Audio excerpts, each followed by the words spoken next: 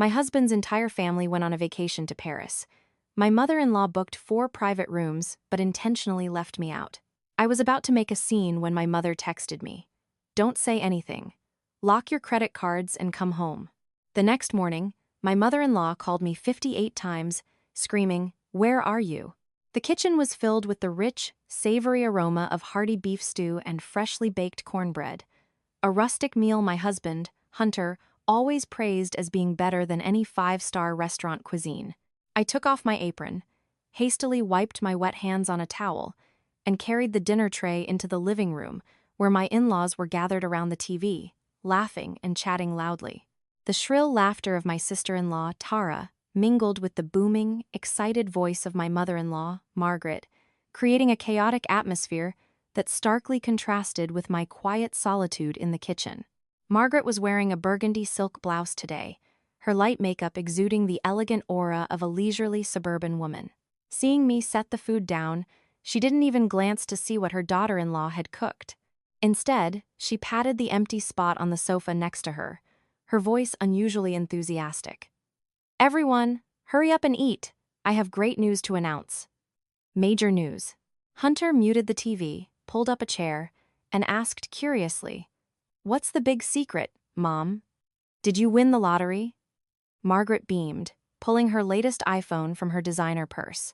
She swiped through the screen and held it up for the whole family to see. On the screen was a booking confirmation for a glamorous 4-star hotel in Paris, France. Better than the lottery. It's my treat for the whole family. Next week, we are going on a 5-day, 4-night vacation to Paris. I had a friend book us premium economy flights. The hotel is right in the heart of the city, with a flawless view of the Eiffel Tower. Tara, my sister-in-law, squealed in delight, dropping her fork to run over and hug her mother. "Oh, Mom, you're the best. I've dreamed of going to Paris forever. I'm going to clear out the designer boutiques at Galeries Lafayette." I stood frozen, still holding a pair of serving tongs. Asterisk, Paris, asterisk. A trip that would easily cost tens of thousands of dollars. Why did my mother-in-law make such a sudden decision without discussing it with me at all? I looked at Hunter. I could see he was surprised too, but his eyes quickly shifted to pure excitement. Margaret continued to ramble, her fingers swiping across her phone screen. "I've got it all figured out. Dad and I are getting older, so I booked us a room with a king bed and a massage chair for our backs. Hunter and his wife will get a king suite with a large soaking tub, very romantic. And for Tara, since she's single, I booked her a private room with a gorgeous balcony so she can take photos for her Instagram." She spoke without taking a breath, listing every room type and amenity. I did the math in my head. Mom and Dad in one room, Hunter and I in one, Tara in one. That's 3 rooms, but she booked times 4, asterisk. I swallowed hard, trying to suppress the unease rising in my chest, and asked gently, "Mom, you booked 4 rooms. Where is my room? Am I supposed to share with Tara?" The noisy room instantly fell dead silent. The clinking of silverware stopped. Margaret picked up a piece of tender beef, put it in her bowl, and casually dropped a sentence as light as a feather. "Oh, goodness me, I completely forgot. I was just so used to booking for our family of 4, like the old days before Hunter got married. I'm getting old and forgetful." Her answer left me paralyzed. Forgot? Asterisk. She planned a trip costing tens of thousands of dollars, meticulously detailing every room type and window view. But she forgot to book a spot for her daughter-in-law. Tara, sitting nearby, was already scrolling through her phone, looking at Chanel bags. She smirked and chimed in to mock me. "Oh, come on, Chloe, Mom already said she forgot. Why are you being so petty? Honestly, I think it's better if you stay home. It saves us so much money. Besides, if we all leave, who's gonna watch the house? The cat needs to be fed. Dad's expensive orchids need watering. If you aren't here to water them, they'll die." I looked at Tara, then turned to Hunter, the man I shared a bed with. I hoped he would speak up for me, or at least show some outrage on his wife's behalf. But Hunter just stared down at his food, avoiding my gaze, and mumbled, "Just let it go, honey. Mom is getting older. She just made a miscalculation. How about you stay home this time?" Trying to book another room and a last-minute flight now would be ridiculously expensive. I'll make it up to you with another trip later. Asterisk, I'll make it up to you later. Asterisk. The familiar phrase that I was absolutely sick of hearing. My throat felt bitter. A wave of resentment surged, burning my chest. I wanted to scream. I wanted to flip this hypocritical dinner table over. The money in this house, from the TV, the fridge, to the monthly living expenses, more than half of it came from my salary as a chief accountant. Yet here I was, treated like an extra, an unpaid house sitter. I gripped the serving tongs so tightly, my knuckles turned white. Just as I was about to open my mouth and demand the truth, the phone in my apron pocket buzzed violently. I glanced at the screen. It was a text from my biological mother, Eleanor. The message was short, but every word pierced my mind, cold and authoritative. Asterisk, I know what's going on. Don't say anything. Absolutely do not go. Lock your credit cards and come home to me immediately. Asterisk, I stared at my mother's text. It felt like a bucket of ice water had been thrown in my face, extinguishing the blazing fire of anger in my heart. My mother was a sharp, experienced woman who never wasted her words. If she told me not to say anything and to lock my cards, she had definitely seen something that my naive eyes hadn't caught yet. I took a deep breath, forced my anger down into my stomach, and looked up at my in-laws, who were holding their breath waiting for my reaction. Instead of making a scene as intended, I put the tongs down and rubbed my temples, forcing a tone of exhaustion and resignation. All right. Since Mom forgot, I won't demand anything. Besides, I haven't been feeling well lately anyway. Traveling that far would be exhausting. I'll stay and watch the house so you guys can have a fun trip. Hearing this, Margaret let out a sigh of relief. A smile returned to her lips, but I caught the sneaky, triumphant look she shot at Tara. Hunter hurriedly put a piece of meat in my bowl, praising me. My wife is so understanding. Just bear with it, okay? I'll buy you a really nice gift when I get back. Dinner continued in their festive atmosphere. I sat there like a ghost, swallowing every bite of food as if I were swallowing gravel. That night, after Hunter was snoring loudly, reeking of the wine they had used to toast at dinner, I quietly slipped out of bed. The bedroom was submerged in darkness, with only the dim yellow streetlights filtering through the blinds. I tiptoed into the home office where Hunter kept his personal MacBook. Hunter was a construction engineer, but he was incredibly lazy with reports. Occasionally, he would ask me, an accountant, to help him format family budget files or work reports. Because of this, I knew his laptop password. The screen lit up, casting a pale blue glow on my face in the dead of night. I quickly navigated through his folders, looking for a file named Paris, Family, Trip, which Margaret had asked me to format a week ago. At the time, I thought she was asking me to prep it for the whole family. Little did I know, it was a master plan for my exclusion. I opened the Excel file. My eyes immediately fell on numbers detailed down to the exact euro. Flights, hotels, dining, tickets to the Louvre. But what sent a chill down my spine wasn't the total cost of nearly $15,000. It was the number in the quantity column. All the categories, dining, tour tickets, travel insurance were calculated for times, 5 times people. I rubbed my eyes, checking again to be sure. It was exactly 5 people. Margaret hadn't forgotten me at all. She had planned the budget to include my portion, withdrew that exact amount from Hunter and my joint savings account, but deliberately chose times not to book my flight or room. I scrolled further down. My eyes stopped at a small note highlighted in red, hidden in the miscellaneous expenses section, asterisk surplus funds from Chloe's unbooked ticket, room. Carry as cash, draw from supplementary Amex. Use for Tara's Chanel bag and Mom's gifts for country club friends. Asterisk. My hands shook uncontrollably. My chest felt like it was in a vice grip. I wasn't someone who had been forgotten out of old age. I was the victim of a blatant robbery, disguised under the glamorous wrapper of family. They had meticulously calculated everything, using my hard-earned money to fund their luxury vacation. And worse, they cast me aside so they could use my portion to fund my sister-in-law's vanity and my mother-in-law's selfish schemes. Hunter definitely knew about this. He was the one managing this file. Yet at dinner tonight, he played the role of the spineless, helpless husband flawlessly. I closed the laptop, sitting frozen in the dark. The tears didn't fall. Only a sickening wave of disgust churned in my stomach. My mother was right. I shouldn't go on this trip, but I also wasn't going to sit still and let them suck my blood for another second. I quietly returned to the bedroom, looking at Hunter, who was sleeping soundly, a slight smirk on his face, as if dreaming about tomorrow's trip. I opened my personal safe and took out the deed to our downtown Chicago condo, a premarital asset gifted to me entirely by my parents, along with all my bridal jewelry and life insurance policies. I stuffed everything into a black leather tote bag and hid it deep at the bottom of my closet. Tomorrow, when they stepped out that door, would be the moment I taught them the ultimate price of greed and betrayal. The next morning, before the fog had even lifted, the atmosphere in my husband's house was as bustling as a festival. Margaret was dressed to the nines in a beige trench coat, a silk scarf wrapped around her neck, loudly directing Hunter to load the luggage into the Uber Black waiting outside.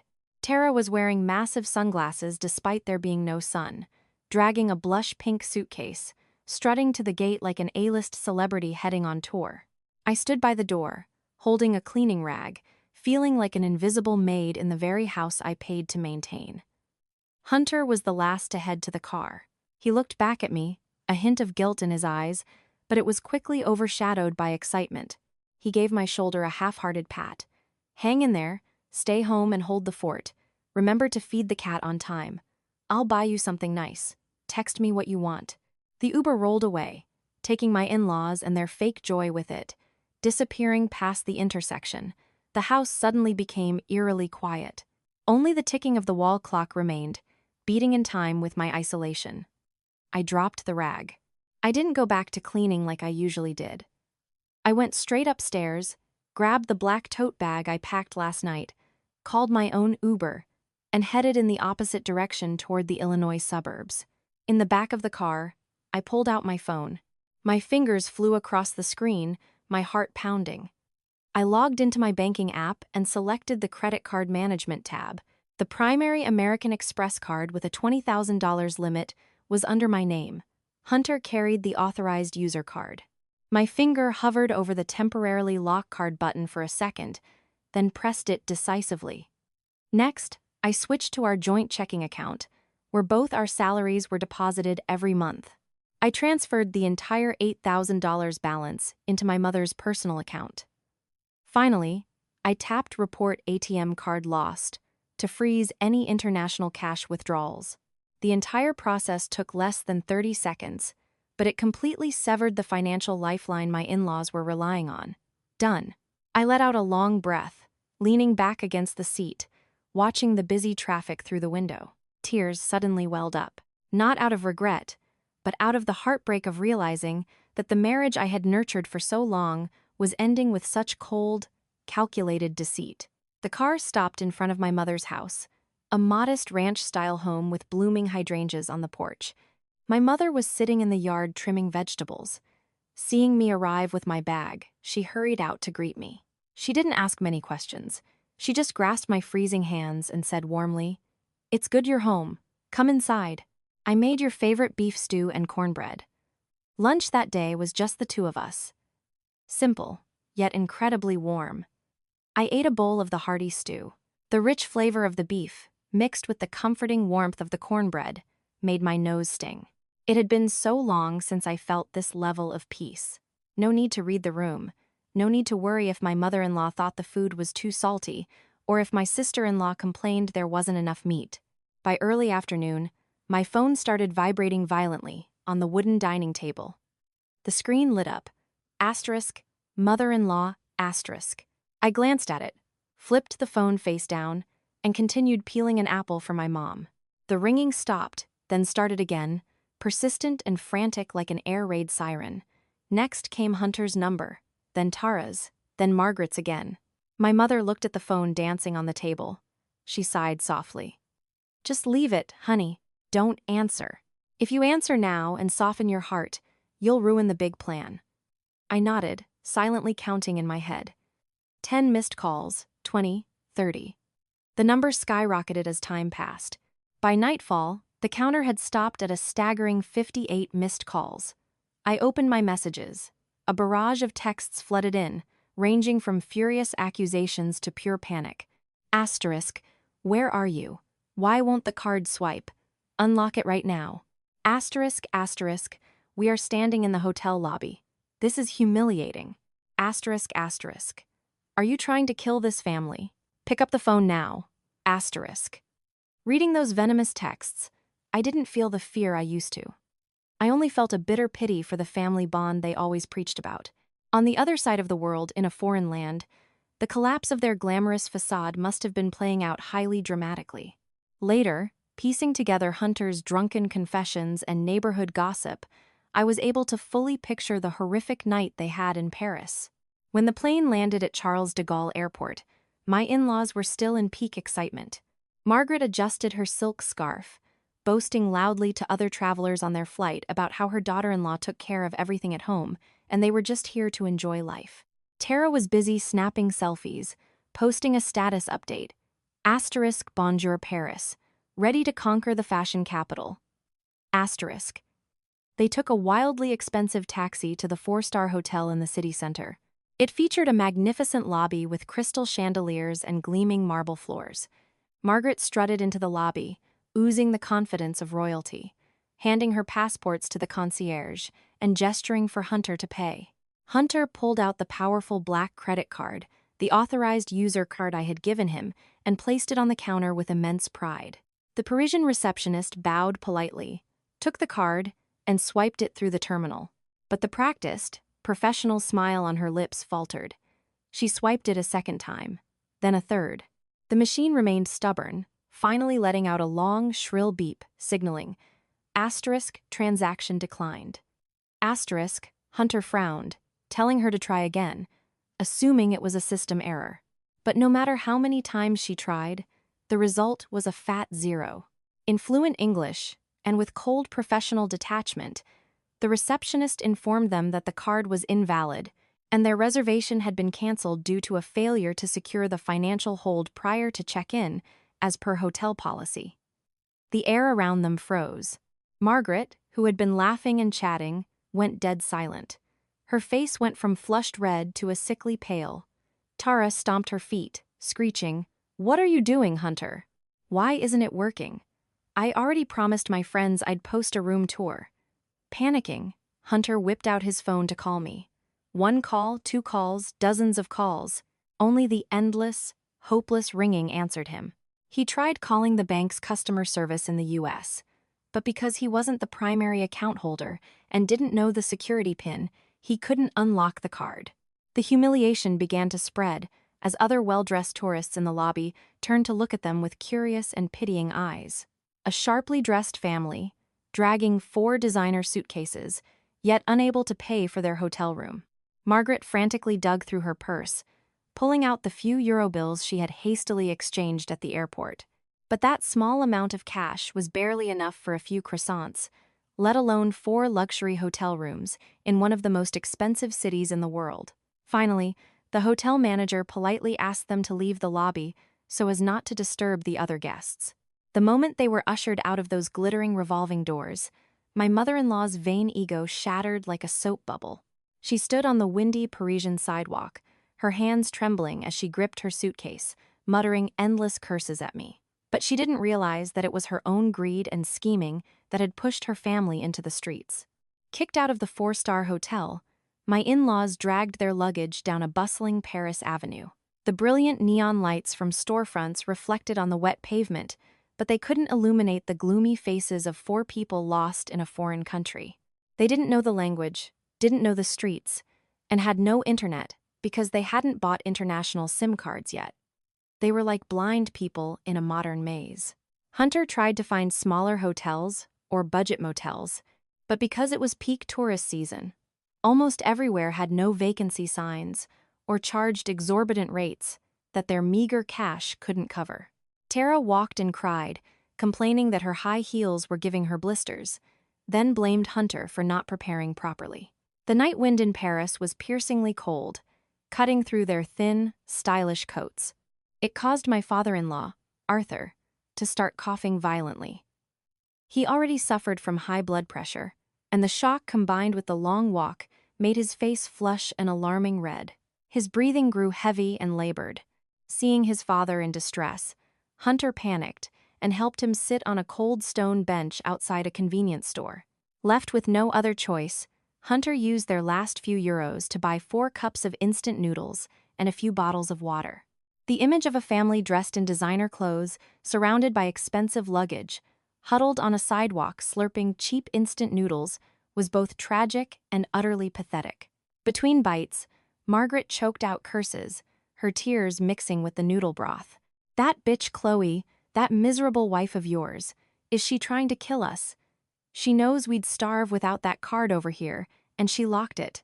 That evil, venomous snake. When I get back, I'll tear her to pieces." Hunter sat next to her, his hands trembling as he held his cup of noodles, not daring to say a word in my defense. He knew his mother was taking her anger out on him, but deep down, he still believed I was just throwing a childish tantrum, unaware of the severe consequences. Tara chewed her noodles, wiping her nose, whining. "Mom, I want to go home. I don't want to be here anymore. My bed at home is softer than this bench. Chloe is so evil. She's just jealous she didn't get to come, so she sabotaged us. Look, my feet are totally blistered." Words flew back and forth. Resentment and hatred piled up in that freezing night. Not a single one of them asked why I did what I did. Not a single one remembered how terribly they had treated me at dinner the night before. They only saw themselves as victims, poor, innocent people wronged by an ungrateful, wicked daughter-in-law.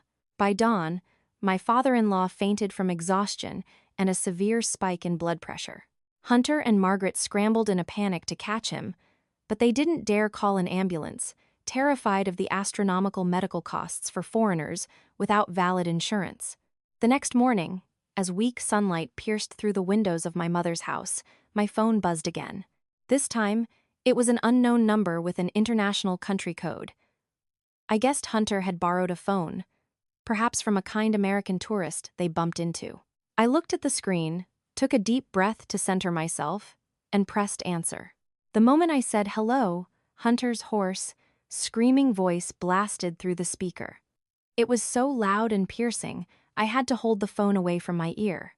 "Where the hell are you? Do you know my family almost died over here? Why the fuck did you lock the cards?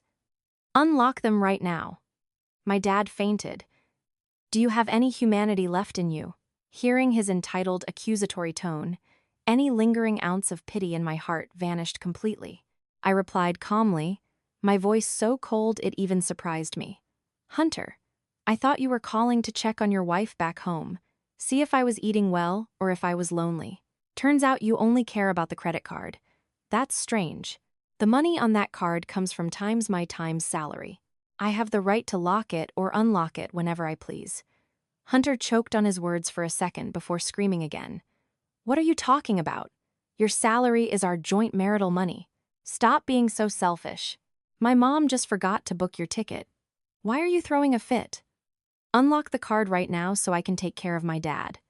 When I get home, there will be hell to pay." I chuckled dryly.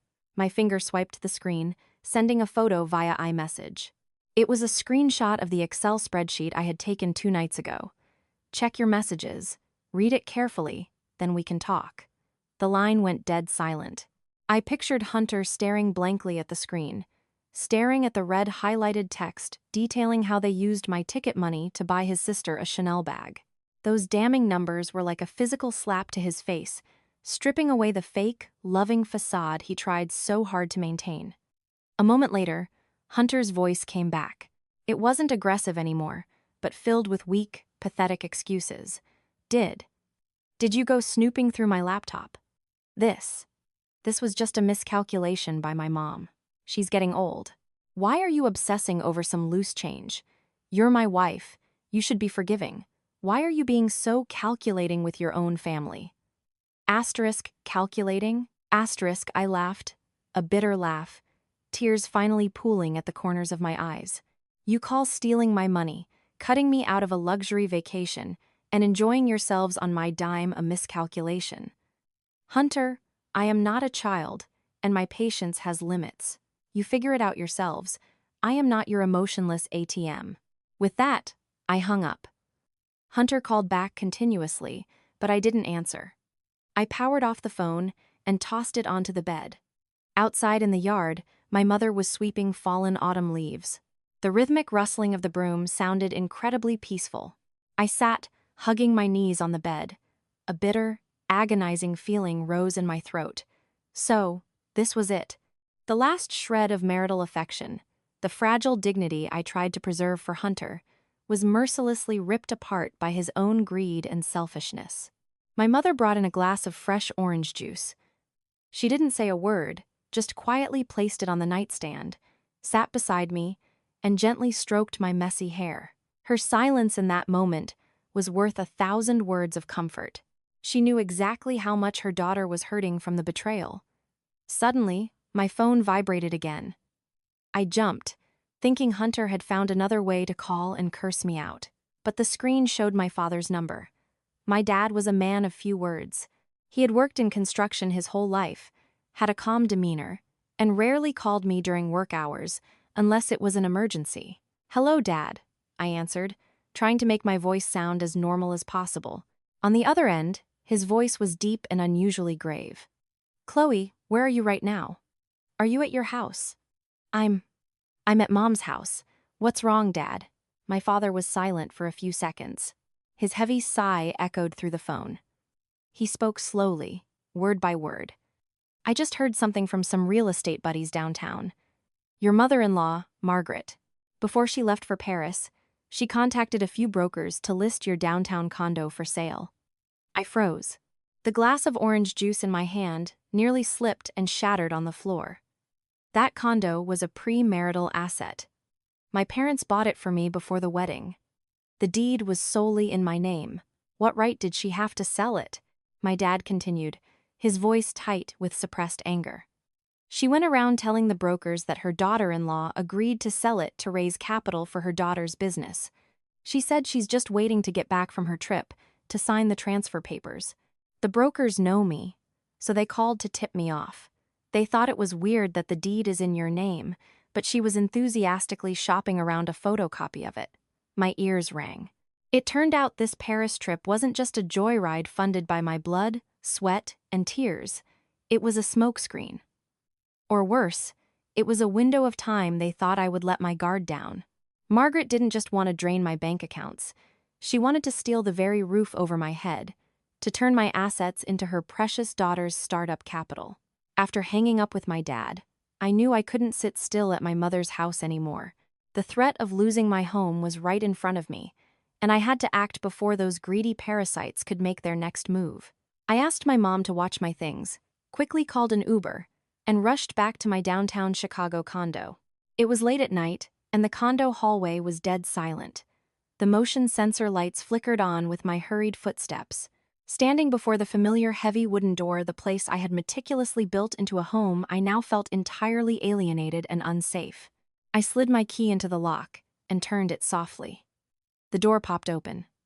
The apartment was pitch black. A cold atmosphere hung in the air. I didn't turn on the lights right away. I planned to walk into the master bedroom to double-check my documents in the safe, but after taking a few steps, I froze.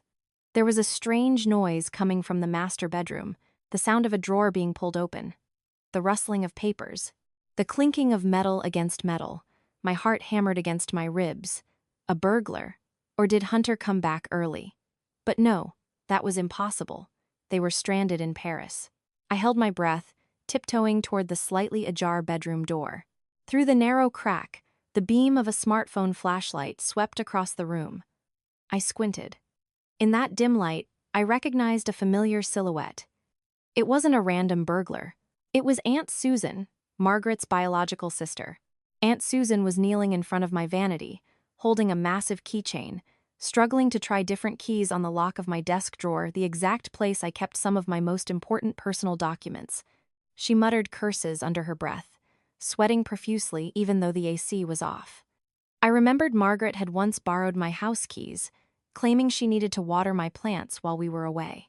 She must have secretly made a duplicate set and given them to her sister. This blatant home invasion made my blood boil. Did they think my house was a public market? They could just waltz in and ransack it whenever they wanted? I pulled out my phone, switched the camera to video mode, and took a deep breath to steady myself. I couldn't afford to panic right now. I needed evidence. Ironclad evidence to permanently kick these parasites out of my life. I shoved the door wide open and flipped the light switch. The blinding fluorescent light flooded the room, revealing Aunt Susan's pale, terrified face. She jumped, dropping the keychain onto the hardwood floor with a loud times. CLAing. Asterisk. In her other hand, she was still clutching my social security card and my passport. Aunt Susan, what exactly are you doing in my bedroom? I asked, my voice as cold as ice. Aunt Susan shrank back like a rat caught in headlights, the color draining entirely from her face. She stammered, her eyes darting around looking for an escape. But I stood firmly blocking the doorway, holding my phone high, recording her every sneaky move. Chloe, I just came to check on the house for your mother-in-law. Margaret said she was afraid you forgot to lock the windows while you were gone. She asked me to check. She forced a twisted, pathetic smile, her voice trembling with fake innocence. Checking windows requires you to pick the lock on my desk drawer? Checking the house requires you to sneak in the dead of night like a thief? I growled, taking a step forward, kicking the dropped keys away from her. Do you know how many years in federal prison you can get for breaking and entering, and identity theft? Hearing the word prison, Aunt Susan's legs gave out. She collapsed onto the floor, dropping my documents. By nature, she was a greedy but cowardly woman, only used to bullying people while hiding behind her dominant sister. Now, backed into a corner, her true, cowardly colors showed. Don't. Please don't call the police. Chloe, I beg you. I made a mistake. It was Margaret. Margaret told me to do it. She burst into tears, snot and tears smearing her face, clasping her hands together as if praying to me. I kept the phone steady, my voice like steel. What exactly did Margaret tell you to do? Speak clearly. Or, I'm sending this video to the Chicago Police Department right now. Aunt Susan shook violently, crying as she spilled everything. It turned out Margaret had planned this all along. She knew the deed was my premarital asset, so she couldn't legally force me to sell it. She promised Aunt Susan $5,000 if she could steal my original passport, SSN card, and the property deed. Then, Margaret was going to use an underground forgery ring to hire an imposter to pose as me and sign a full power of attorney, granting Margaret control of the asset. She said if she just had the power of attorney, she could sell the condo and use the cash to pay off Tara's cryptocurrency debts. She said you were a pushover, that if she just did it, once the deal was done, you wouldn't dare sue your own mother-in-law. Aunt Susan kept her head down, mumbling her confession. Every word felt like a knife twisting in my gut. I shuddered at the pure, venomous cruelty of my mother-in-law. She didn't just want to steal my home. She was willing to leave me with absolutely nothing, and even drag me into a massive legal nightmare over fraudulent real estate transactions. In this day and age, title fraud and fake notaries aren't uncommon. If I hadn't found out in time, my home would have vanished into thin air, swallowed by their boundless greed. I saved the video, staring down at the woman groveling at my feet with utter disgust. Get out. Get out of my house right now, and tell your sister I have all the evidence. If she even thinks about touching a single brick of this house, she's done. Aunt Susan scrambled up like she'd just been pardoned from death row. She grabbed her purse and ran for her life out the front door, not daring to look back once. The apartment returned to silence, but a storm raged in my heart. The next morning, I woke up incredibly early. Dark circles under my eyes after a sleepless night guarding my home. I knew I couldn't be complacent. Even though Aunt Susan failed to steal the physical documents, Margaret was cunning. Who knew what other tricks she had? She had photocopies of my deed and my personal info. In the criminal underworld, sometimes that's all it takes to cause a massive headache. I dressed in sharp business attire, put on light makeup to hide my exhaustion, grabbed my original deed and all forms of ID, and drove straight to the Cook County Recorder of Deeds office. The government building was busy that morning. The chatter of people and the buzzing of copy machines filled the air. I clutched my document folder to my chest, took a number, and waited patiently.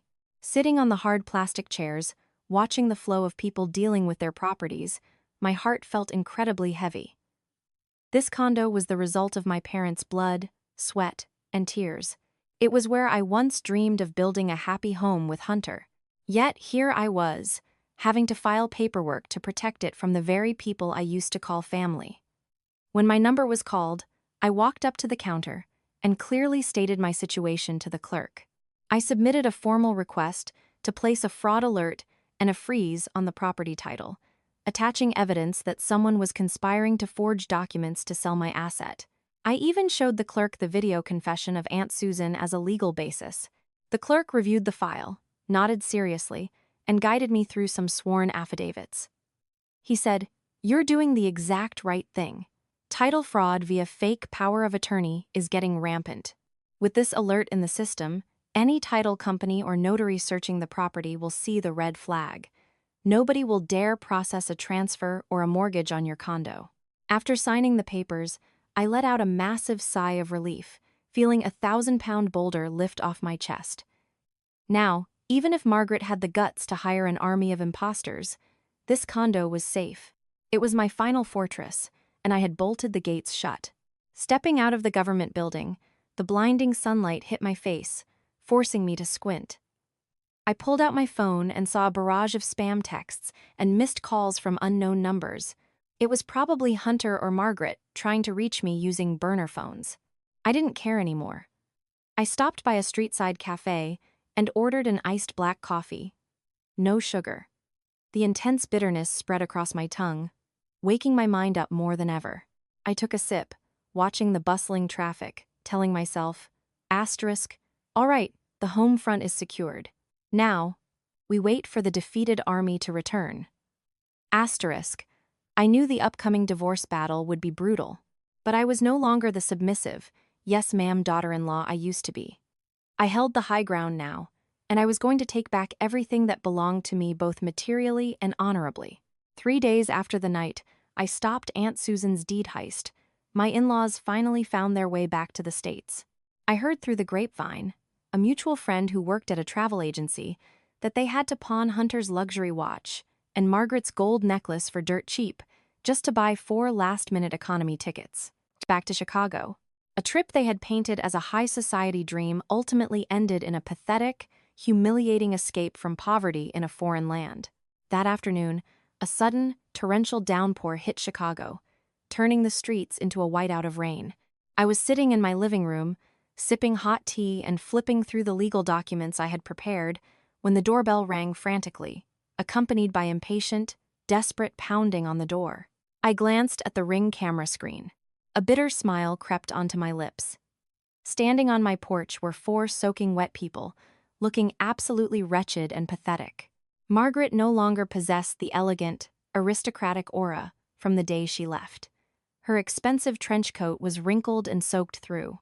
Her elaborately styled hair was a matted, soggy mess stuck to her forehead. Hunter was dragging 2 massive suitcases, his face gaunt, his eyes sunken with dark, bruised circles from severe sleep deprivation and stress. Tara stood shivering behind her mother, devoid of her former glamorous influencer arrogance. She looked exactly like a drowned rat.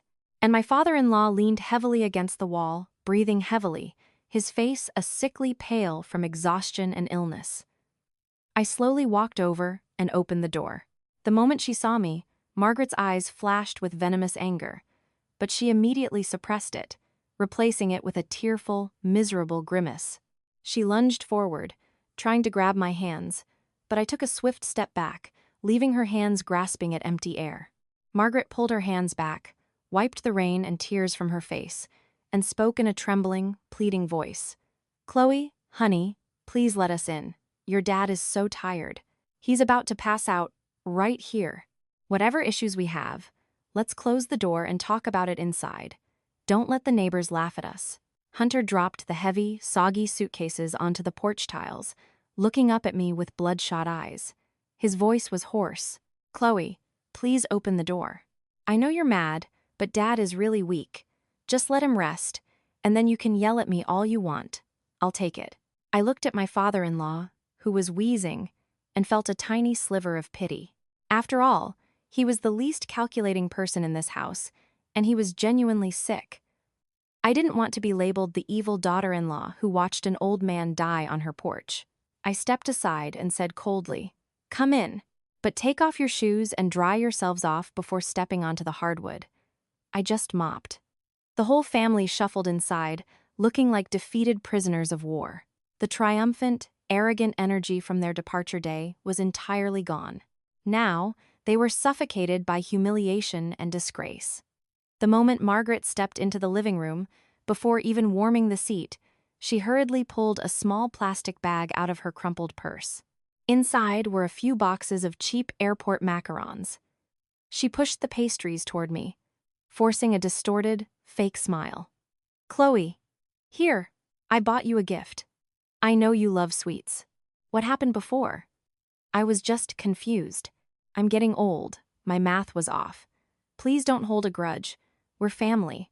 Let's just forgive and forget, okay? I looked at the cheap macarons sitting pathetically on the glass coffee table, feeling utterly amused. They used my time's money to plan a luxury vacation, purposely cut me out of it, and now that they had failed miserably and crawled back, they thought a few stale airport cookies would shut me up? Just how cheap did she think I was? Tara, sitting nearby, mumbled softly, her eyes still puffy.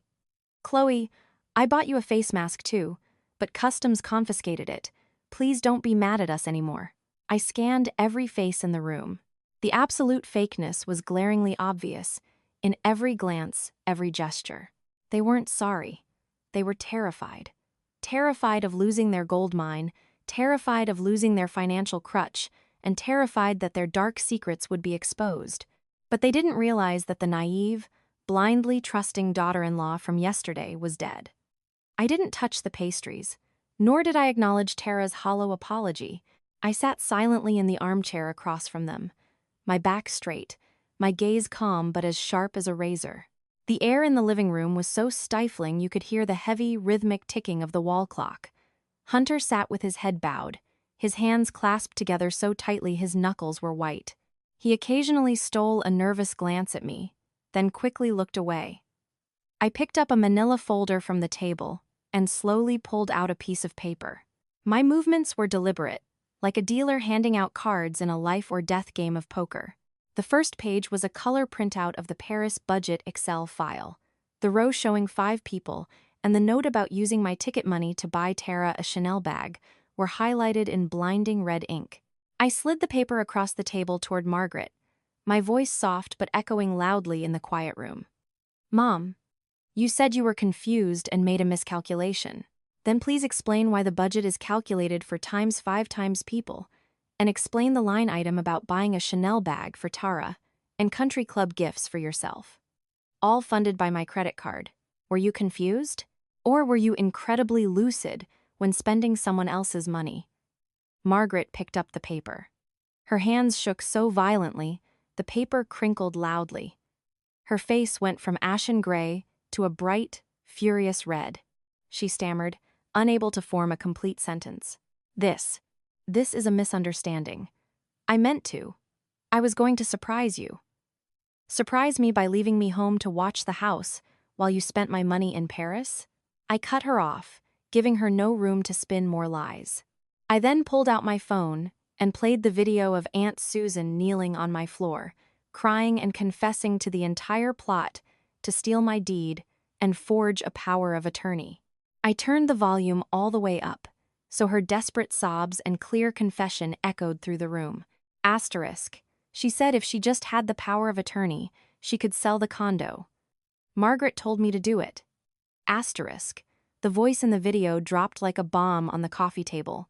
Margaret dropped the paper, her body going limp as she slumped back into the sofa. Tara's jaw dropped, her face completely drained of blood, putting a hand over her mouth to muffle a scream of terror. And Hunter, he snapped his head up to look at his mother in absolute horror, as if seeing the monster hiding behind his hard-working mother's skin for the very first time. "Mom, What did you do? Were you really going to steal Chloe's deed? Are you insane? Hunter screamed, his voice cracking from shock. Margaret finally snapped back to reality. She lunged forward to snatch the phone from my hand, but I swiftly pulled it away. She wailed, tears and snot running down her face. Turn it off! Turn it off right now. You bitch! You set my sister up. You're a venomous snake. I looked at her flailing in pure desperation, feeling not a single ripple of emotion. I placed the phone back on the table, enunciating every word clearly. I didn't set anyone up. Your own greed trapped you, and it trapped this entire family. You didn't just want to steal my money. You wanted to steal my house, throw me on the street, and use the cash to pay off your daughter's crypto debts. Did you think the law was a joke? I pulled out another stack of papers. It was a printed statement of the high-interest payday loans and crypto debts Tara was drowning in debts Margaret had been secretly funneling my and Hunter's joint funds to cover, to no avail. This is why you wanted to sell the house, isn't it? To save your precious daughter who is drowning in debt, trying to live like an influencer. What do you see me as? A daughter-in-law? Or a cash cow? To be milked dry? The three people sitting across from me now looked utterly pathetic, beyond description.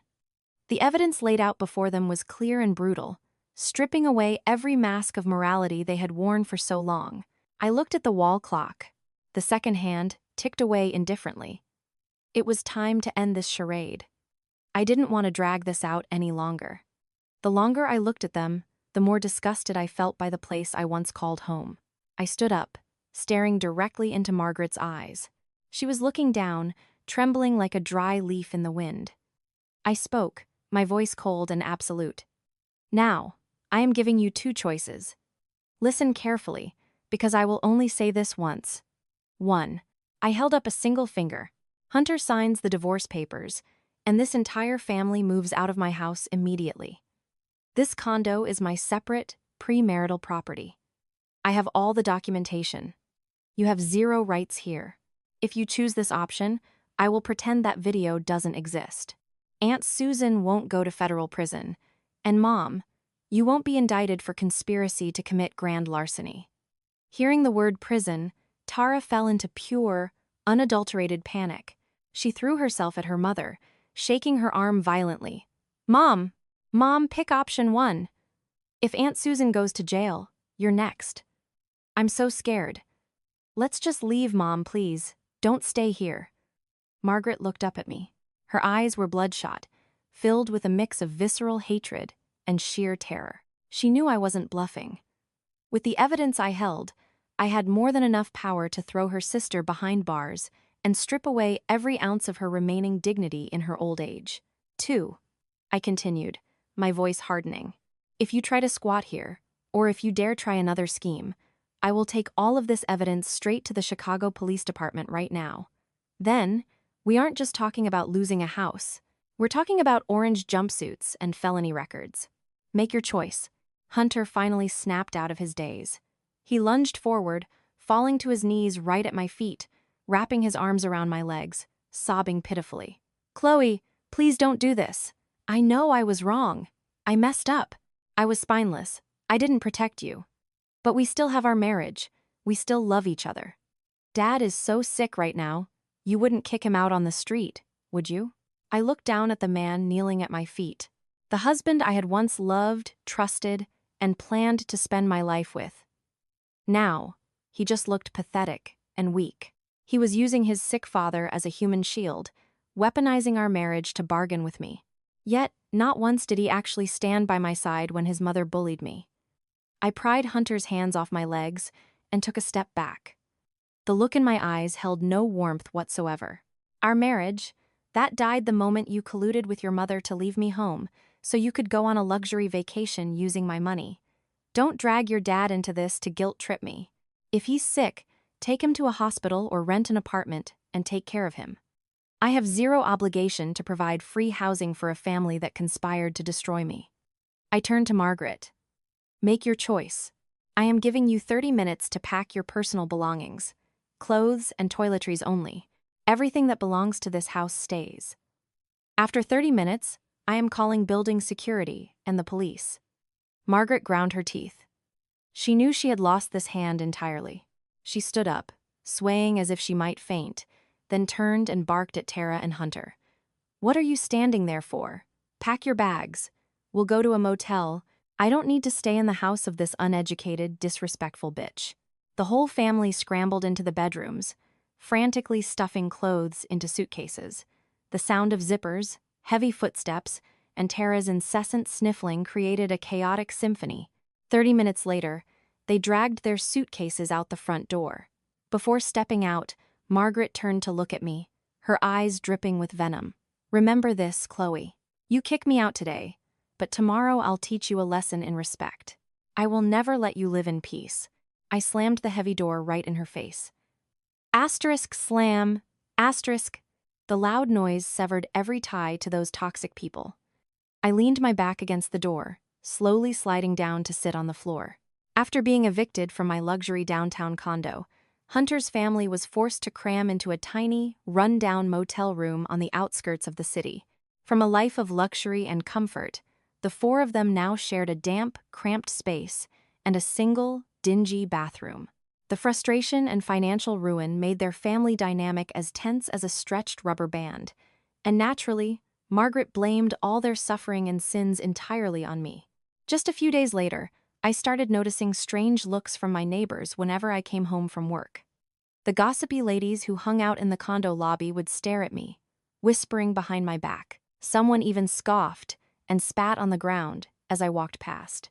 At first, I didn't understand what was going on, until the barista at my local coffee shop, someone who usually liked me, pulled me aside, looking deeply uncomfortable. "Chloe, what's going on with you lately? Why is your mother-in-law going around telling everyone that you're having an affair with your boss, beating your in-laws, and that you kicked them out onto the streets in the middle of a rainstorm?" I froze, the blood rushing to my face. I knew Margaret wouldn't go quietly, but I never expected her to be despicable enough to fabricate such blatant, disgusting lies. The barista, seeing my shock, continued. "She was even crying at the diner down the street, telling people you conned Hunter out of all his money, stole all his family's assets, and drove them to ruin. She called you an ungrateful, venomous snake. Said they fed and housed you for years, and this is how you treat the elderly." A lot of people don't know the truth, and they really believe her. I gripped the strap of my purse, trying to suppress the rage trembling in my chest. So, since she couldn't steal my assets, she decided to destroy my reputation. She wanted to turn me into a social pariah, using public opinion to force me to bow down, or at least to satisfy her own bitter vindictiveness. In the following days, the rumors spread like a virus. Even on the condo association's private Facebook group, an anonymous account which I correctly guessed was Tara started posting long, one-sided sob stories about the evil, city slicker daughter-in-law. They spun a narrative of a kind, innocent family being bullied and abused by a ruthless, corporate woman. Vicious, hateful comments began appearing, aimed directly at me. Every time I stepped out the door, it felt like thousands of needles were piercing my skin. The isolation and pressure from strangers were terrifying, but I knew that staying silent now wouldn't be perceived as taking the high road. It would be seen as a silent admission of guilt. If I didn't stand up to defend myself, my reputation, and the dignity of my parents, we would be buried under the mud. Margaret and Tara were desperately throwing at us, but I wasn't going to get into a screaming match with her in the streets. I was an educated professional. I would handle this my way. I began gathering everything: screenshots of the defamatory Facebook posts, recordings from neighbors repeating Margaret's lies, and the threatening text messages. She wanted to play the victim? I would show her the exact legal price of defamation and slander. That morning, the Chicago sky was the color of lead, signaling a massive incoming thunderstorm. I sat in my corner office, trying to focus on the end-of-month HR reports, but my right eyelid kept twitching. A sinister premonition crept into my mind, making me restless. Around noon, just as people were getting ready for their lunch breaks, a loud, chaotic commotion erupted from the ground floor plaza of our corporate building. At first, it was just the static crackle of a cheap megaphone. Then came the screaming and cursing, echoing across the city block.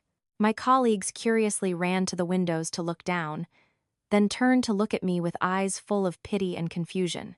A young intern ran into my office, her face pale. "Chloe, I think your family is down in the plaza. They hung up a banner with your name on it." I shot up from my chair, my heart hammering against my ribs. I walked swiftly to the floor-to-ceiling window and looked down at the massive plaza in front of our high-end corporate tower. What I saw was a scene of sheer chaos that I wouldn't have imagined in my worst nightmares. Margaret, my mother-in-law, was standing in the middle of a group of 5 or 6 strange women, holding a battered megaphone, screaming until her voice cracked. They had unfurled a white vinyl banner with jagged, blood-red spray paint that read, *slow, last name is an ungrateful thief, stole her husband's money, and kicked her elderly in-laws to the street. Listen here, everyone. Come look at my daughter-in-law. She screeched through the megaphone. She works here as a chief accountant, but she has no morals. She scammed my son out of his life savings and threw his sick, elderly parents out to live under a bridge. Her shrill voice tore through the quiet corporate district, drawing the attention of hundreds of pedestrians and employees from neighboring firms. I felt the blood in my veins turn to ice. My hands gripped the windowsill so tightly, my nails dug into my own skin. She didn't just want to ruin me in my neighborhood. She wanted to destroy my livelihood, to smash the career I had spent years building.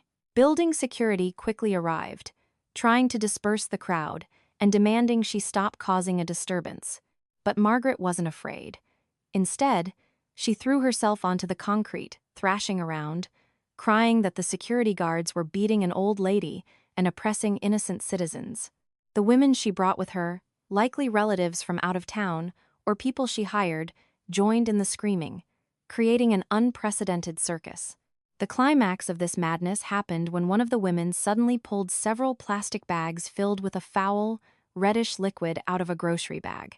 They hurled them directly at the luxurious glass doors of the building lobby and the security desk. Splat! Splat! Red paint exploded, dripping down the pristine glass like streaks of blood. The overpowering, putrid stench of rotten eggs mixed with manure wafted into the air, hitting the noses of everyone nearby, sending people running away with their hands over their faces. The lobby of a Class A corporate high-rise had instantly been turned into a filthy, foul-smelling war zone. I stood frozen on the high floor, looking down at my mother-in-law, the woman who constantly preached about traditional family values and female obedience was currently acting like a deranged street thug.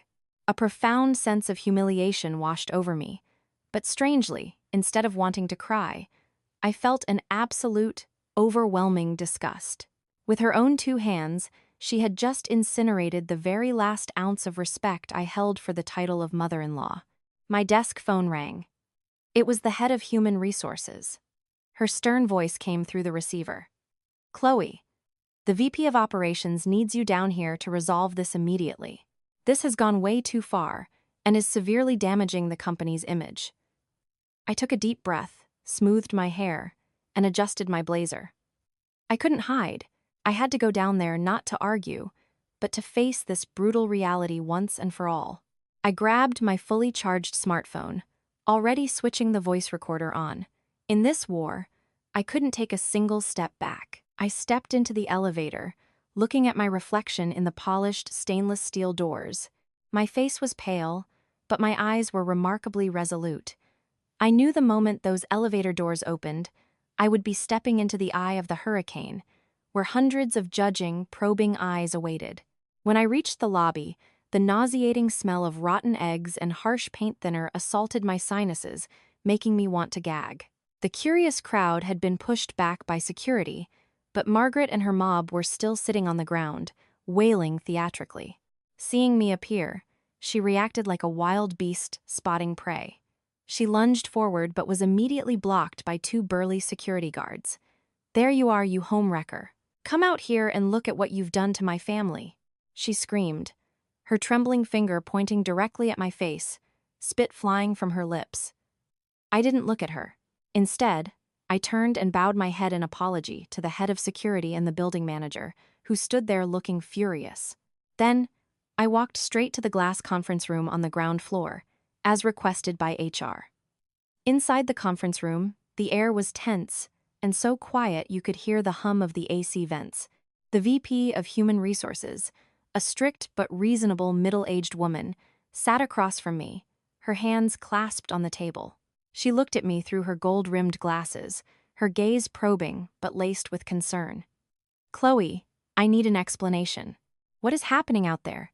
The company doesn't involve itself in employees' private lives, but when it causes a public disturbance and vandalizes corporate property like this, we have to address it." I sat down calmly. No beating around the bush, no playing the victim, no crying. I connected my phone to the conference room monitor. One by one, I presented the evidence. The video of Aunt Susan confessing to the plot to steal my deed. The audio recordings of Margaret cursing me out. The threatening text messages.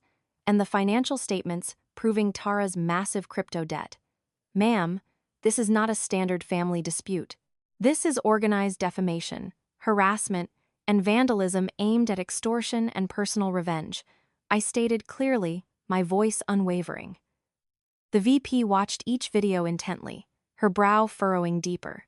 When the video played of Aunt Susan confessing that Margaret orchestrated the plot to forge a power of attorney to sell my house, she gasped softly. "My God, I can't believe this."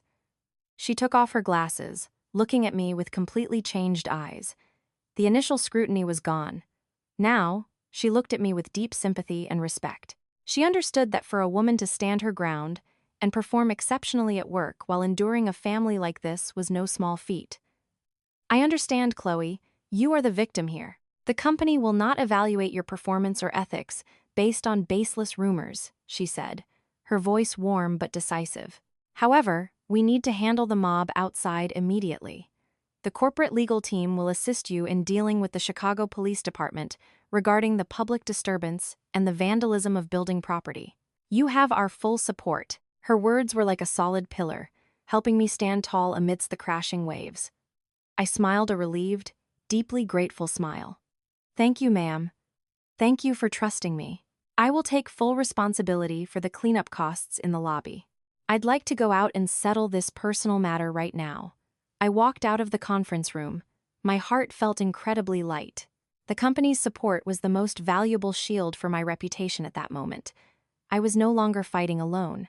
I had logic, I had evidence, and I had the protection of the law. Margaret had grossly miscalculated when she thought she could use my job as leverage to threaten me. She had no idea that this incredibly stupid stunt just handed me the legal rope to hang her with. When I returned to the lobby, the Chicago Police Department had already arrived. Officers were taking statements and ordering Margaret's group to step aside for questioning. Seeing the police uniforms, Margaret's aggression vanished. She turned ghost white, sitting huddled in a corner, muttering curses at her fate but too terrified to scream anymore. Right then, a beat-up Honda Civic screeched to a halt in front of the plaza. Hunter scrambled out of the car, his clothes wrinkled, his hair a mess, wearing cheap slides on his feet. He saw the chaotic scene, saw his mother being questioned by the cops, and then saw me standing coldly with my arms crossed next to the building manager. Hunter rushed over to me, but instead of asking if his wife was okay, or apologizing for his mother's insane behavior, he frowned and immediately started blaming me with that nauseatingly hypocritical tone of his. "Chloe, what the hell are you doing? Why are you letting the cops arrest my mom? Don't you know she's old and frail? How can she survive being dragged to a police precinct?" I stared at him like he was an alien species. It had come to this, and he was still playing the role of the blindly devoted son, dumping all the blame on my head. "Hunter, open your eyes and look at who caused this." I pointed at the puddles of red paint and the stench of rotten eggs smeared across the lobby glass. "Your mother brought a mob to my workplace to scream, vandalize property, and destroy my reputation. What did you want me to do? Invite her inside for coffee?" Hunter looked at the war zone lobby, briefly looking embarrassed, but still tried to salvage the situation. "Well, Mom has a temper. She just lost her head because she was angry. You're her daughter-in-law. You should be understanding. If you had just stepped down a bit, apologized to her to smooth things over, it wouldn't have gotten this far. Because you escalated it, how am I supposed to look people in the eye now?" Apologize. I burst out laughing. A bitter, echoing laugh in the middle of the crowded lobby. You want me to apologize to the person who tried to steal my house, the person who smeared my name as a scammer, the person who threw manure at my office building? Hunter, you've lived on this earth for over 30 years. Do you seriously not know the difference between right and wrong? Hunter lowered his voice, trying to grab my hand, looking down pleadingly. Come on, Chloe. Family matters should be dealt with behind closed doors. Drop the charges. Tell the cops to let my mom go. If she goes home, she won't come back up here.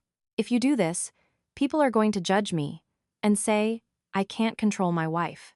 It'll ruin my reputation at work. Just do me this one solid, please. Every word out of Hunter's mouth was like a needle piercing my heart. Not out of pain, but out of absolute, bottomless disappointment. He only cared about his own ego. He only cared about saving face as a man. He never once cared about the pain and humiliation his wife had to endure. He would forever be a giant man-child, hiding behind his mother's skirt. A parasite refusing to grow up. I violently yanked my hand out of his grip, feeling bile rise in my throat. I took a step back, creating a safe physical distance, drawing the final, absolute boundary between us. Do you a solid? How much is your reputation worth that I have to sacrifice my dignity and self-respect to protect it? You can't control your wife. You're damn right. Because you don't even have the right to call yourself a husband, let alone control anyone. Hunter stood frozen, his jaw slacking, entirely speechless. Perhaps he had never seen me this resolute and utterly devoid of affection. He still thought I was the sweet, easily bullied wife who could be coaxed into submission with a few sweet words. But he was wrong. His spinelessness was the final drop that made the cup overflow, pushing me to my final decision. The building plaza was packed with people now. Office workers returning from lunch, clients, pedestrians, everyone stopped to watch this tragicomic family drama. Curious stares and whispers surrounded us. Margaret, seeing her son arrive, started wailing louder, intentionally playing the victimized elderly mother bullied by her daughter-in-law to garner sympathy from the crowd. Seeing everyone staring at him, Hunter panicked even more, his face turning beet red. He turned to me, his voice hissing through his teeth. Go home right now. Stop making a fool of us in public. We will talk about this at home. I stood tall. I took a deep breath. The cold air from the lobby AC numbed my lungs, but my mind was clearer than it had ever been. I'm not going home. I am never returning to that hellhole of a family again, and I no longer need to save face for a man who doesn't respect me. I looked straight at Hunter. My voice rang out clear and articulate, loud enough for the entire plaza to hear. Hunter, we have nothing left to talk about at home. Right here, in front of your mother, in front of the CPD, and in front of everyone, I am announcing, I want a divorce. The word divorce echoed like a thunderclap, silencing the noisy plaza for a few seconds. Hunter was rooted to the spot, his eyes wide with shock. Margaret stopped crying mid-sob, staring at me in disbelief. What? What are you saying? Are you crazy? Hunter stammered. I am perfectly sane, I continued, my voice like steel, though it couldn't entirely hide the choke of years of suppressed trauma. I married you and was a daughter-in-law to your family for 3 years. I worked myself to the bone, managed the finances, paid off your sister's debts, and supported your parents. And what did I get in return? Contempt, exploitation, and finally, a blatant conspiracy to steal my property. I pointed at Margaret, who was huddled on the ground. Your mother treats me like an emotionless ATM. And you? You treat me like a maid and a high-end sugar mama. You have never defended me, not once. You just hide behind your mom, obeying her every word, even when she is dead wrong. I am sick and tired of breaking my back to feed a family of ungrateful parasites.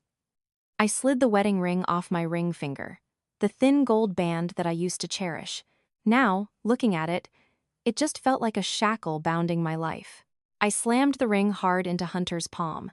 The cold metal hit his skin. Take it back. From this moment on, we are done. I am filing the papers with the family court this afternoon. You go tell your mother to prepare herself for court for the divorce, and for this vandalism and public disturbance. With that, I turned on my heel and walked away. I didn't look back once. The sharp click of my high heels on the marble floor echoed with decisive, powerful finality. Behind me, I heard Hunter desperately calling my name. I heard Margaret screaming and cursing, and I heard the whispers of the crowd shifting from curiosity to sympathy and support for me. I walked out the revolving doors. The sun had finally broken through the storm clouds, shining brightly. The wind blew through my hair, carrying the fresh scent of rain. I took a deep breath of freedom. A tear rolled down my cheek, but a smile formed on my lips. It was painful, but it was liberation. I finally had the courage to live for myself. After my explosive divorce announcement in the corporate lobby, I turned my phone off, took the afternoon off work, and took an Uber straight to my mother's house. The midday thunderstorm had passed, leaving the air damp and chilly, an exact match for my devastated heart. My mother was sitting by the window knitting. Seeing her daughter walk in with red eyes and a haggard face, she didn't ask a single question. She just quietly went to the kitchen to reheat a pot of comforting chicken noodle soup. I curled up on my old twin bed from high school, listening to the rain dripping off the roof. It felt peaceful, but also deeply bitter. I had decisively let go, but the pain of betrayal and the wasted years of my youth still throbbed like an open wound. By dusk, after my mom and I had eaten, the old landline phone in the living room suddenly rang. In this day and age, nobody used a landline except the elderly or telemarketers. My mom picked up the receiver. Before she could say a word, a shrill, screaming voice blasted from the other end. The volume was so loud, I could hear every word from the kitchen. It was Margaret. "Eleanor, call your daughter and teach her some manners right now." She dared to make a scene at my son's workplace, embarrassing our entire bloodline, that uneducated, ungrateful brat. My family was cursed the day we let her in. I was about to grab the phone to snap back, but my mom motioned for me to stay quiet. Calmly, she hit the speakerphone button, then quickly grabbed her smartphone and hit record. She winked at me, signaling absolute silence. My mom spoke in a calm, gentle, yet commanding voice. "Hello, Margaret. If there's a problem, please speak calmly. If my daughter made a mistake, you can tell me. Why are you using such harsh words?" Taking the bait, Margaret unleashed a torrent of venomous, toxic insults she had likely been holding back for years. Unaware she was being recorded, the true, vicious nature of a greedy, elitist woman spilled out without restraint. "Teach her? What's there to teach? The apple doesn't fall far from the tree. Let me tell you something. My family is from the city. My son is an engineer. Your family are just country bumpkins. We are completely out of your league. I closed my eyes and let her marry him, and she doesn't even know her place." She paused to take a breath, then continued grinding her teeth. "Married for 3 years, and her stomach is still flat. She can't even pop out a grandchild to carry on my family name. A barren woman is a useless woman. She's lucky I didn't kick her to the curb years ago. And now she has the audacity to demand a divorce and demand to split the assets. You tell her if she wants to leave, she leaves with nothing. She won't get a single red cent from the Smith family." Every word she said was like a jagged knife plunging straight into my heart. My struggles with fertility were my greatest pain. My doctor had told me it was due to extreme stress and pressure, yet she was using it as a weapon to degrade me and my family. My mother maintained an astonishing level of composure. She simply asked, "Are you finished? Are you absolutely certain that what you just said reflects your true feelings?" "True feelings or not," I said what I said. "You better teach her a lesson. Tell her to drop the charges, come back here, drop to her knees, and beg for my forgiveness. Then maybe times I'll consider taking her back. Otherwise, I will make sure her reputation is destroyed in this city." My mom didn't respond to the aggression. She just softly delivered the final blow before hanging up. "Thank you, Margaret, for showing me the true face of your family. This recording is going to be a highly valuable piece of evidence in family court." The other end of the line went dead silent, followed by the hopeless times beep, beep, beep times of a disconnected call. My mom hung up, saved the audio file, and turned to hug me. In my mother's arms, I broke down and sobbed, releasing all the pent-up agony. It turned out my mother wasn't weak at all. Her patience was simply waiting for the perfect moment to deliver a fatal strike to protect her daughter. The day of the divorce mediation arrived at the Cook County Family Court. A light drizzle fell outside. I walked in alongside my lawyer, Hannah, a close friend from college who had been advising me legally through this entire ordeal. Hannah squeezed my hand, her resolute eyes giving me strength. As soon as we stepped into the courthouse hallway, I saw a depressingly familiar sight. Margaret had mobilized an entire army of aunts and cousins, taking up the entire row of waiting benches. Seeing me, they started whispering, pointing, and intentionally speaking loudly to apply psychological pressure.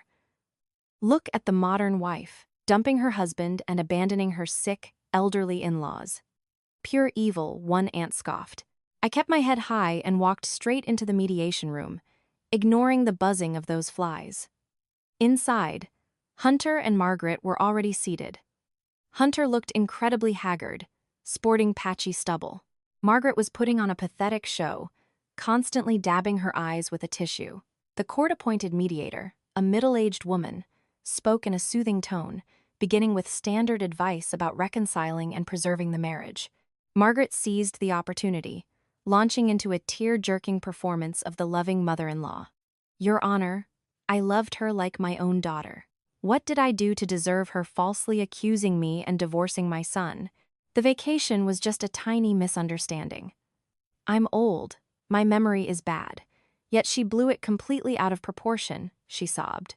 Her acting was so convincing that anyone who didn't know the truth would feel sorry for her.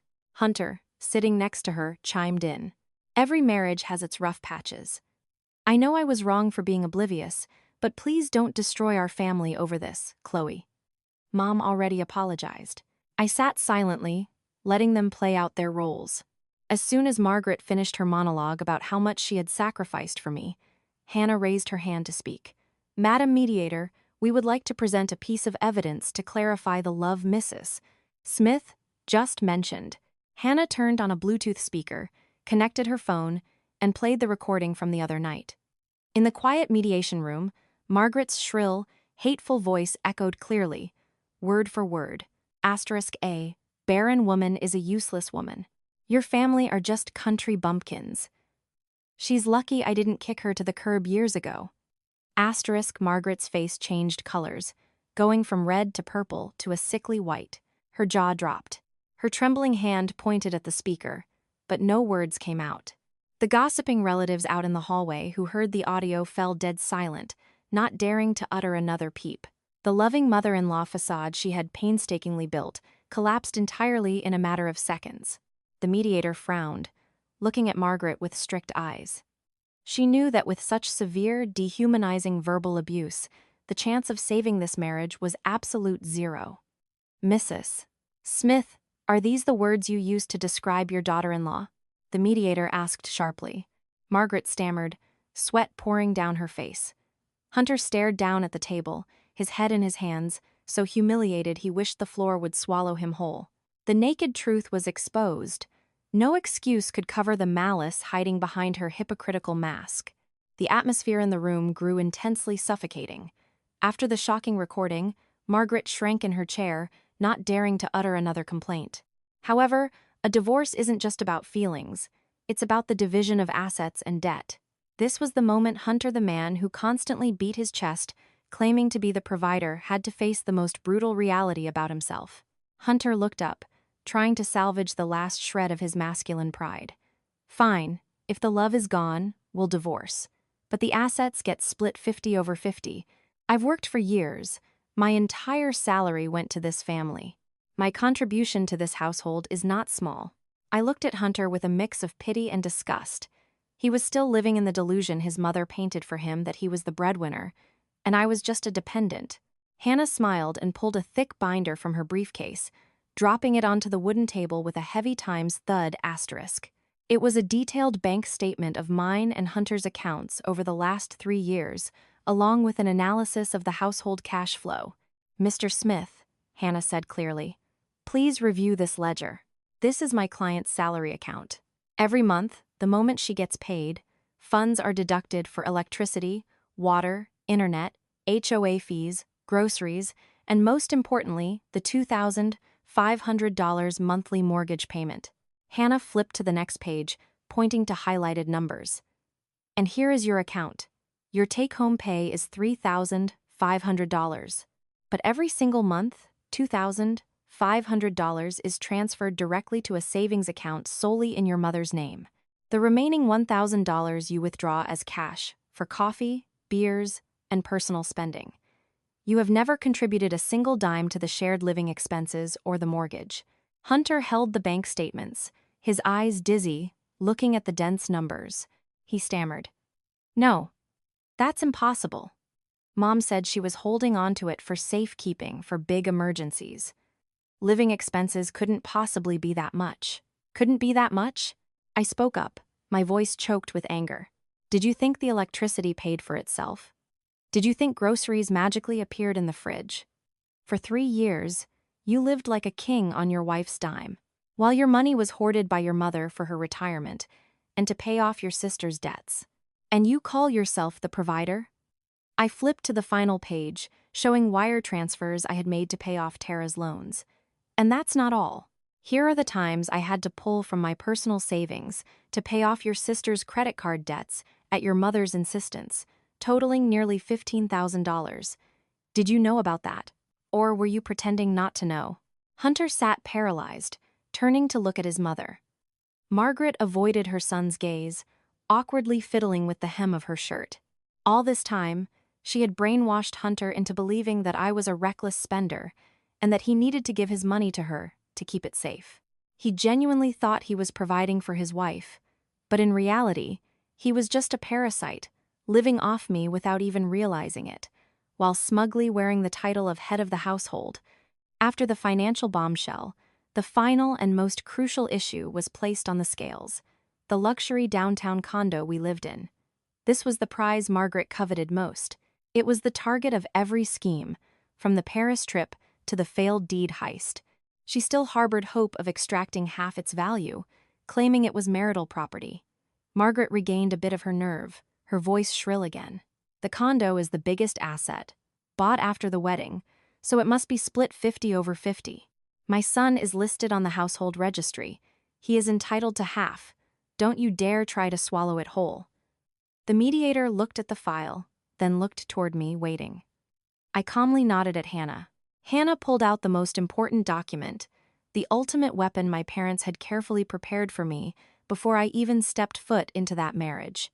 Ma'am, under Illinois property law, assets gifted exclusively to one spouse during the marriage remains separate property.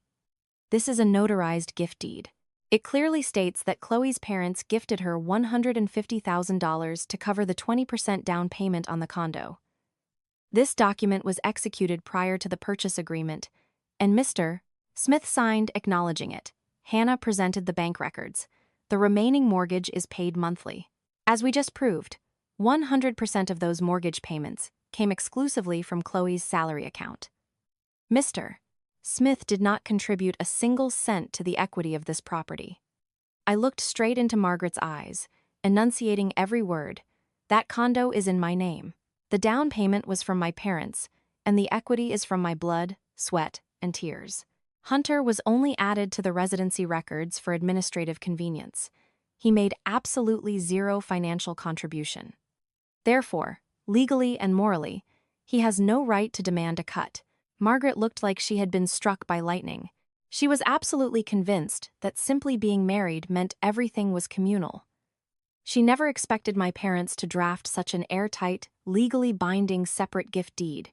Her dream of selling the house to pay off her daughter's debts, her dream of seizing my assets, evaporated right before her eyes. No, that's impossible. What kind of law is that? She's his wife. What's his is hers, and what's hers is his, she shrieked in desperation. But her screams only showcased her ignorance and foolish greed. Attorney Hannah calmly explained, "If we go to trial based on equitable distribution, Mr. Smith might technically be entitled to a negligible fraction of the marital appreciation of the property. However, that amount would immediately be offset by the $15,000 debt Chloe paid on behalf of your family, plus the 3 years of living expenses Mr. Smith failed to contribute to. If we do the math, Mr. Smith will likely walk away with absolutely nothing and might even end up owing my client money. Hunter sat there, frozen like a stone statue. He finally understood he had lost everything: his wife, his dignity, and now the very roof over his head that he used to proudly call his home. His mother's greed didn't bring them a single penny of profit. It stripped him of his last remaining sanctuary. When the doors to the mediation room opened, leaving the curious whispers of onlookers behind, Hunter looked like a man who had lost his soul. He stumbled after me down the courthouse hallway, where the late afternoon sun cast long, uneven shadows on the cold tile floor. His shadow stretched out, crooked and entirely alone. It was a stark contrast to the arrogant, confident man who claimed to be the pillar of the family not too long ago. "Chloe, wait, please, let's talk." Hunter's voice cracked, hoarse and desperate. I stopped but didn't turn around immediately. I stood silently, looking out at the large courtyard, covered in fallen leaves. The raging anger from the early days was gone, replaced by a numb, freezing emptiness. The truth about his financial betrayal, his complicity in his mother draining my funds, had killed whatever lingering affection I had left. Hunter suddenly rushed forward and dropped to his knees right in the middle of the crowded courthouse hallway. He wrapped his arms around my legs, tears and snot smearing his gaunt, stubbly face. This pathetic display made me flinch and step back, but he clung to my pant leg like a drowning man to a raft. "Chloe, I know I was wrong. I'm a piece of shit. I'm useless. But please, I don't want to lose you. I don't want to lose our family. Forgive me just this once. I swear I'll change. I'll get a second job and pay you back every cent." I looked down at the man kneeling at my feet. Was this Hunter, the husband I used to admire and trust? Now, before my eyes, he was just an overgrown child, weak, cowardly, trying to use tears to escape accountability. "Let me go. Stop making a fool of yourself in public. You say you'll change, but how can you change when you'll always be a puppet on your mother's strings?" Hearing me mention his mother, Hunter reacted like he had been injected with venom. He snapped his head up, panic and blame mixing in his eyes, pointing toward Margaret, who was leaning against a wall down the hall, catching her breath. "It's her fault. It's all Mom's fault. She told me to do it.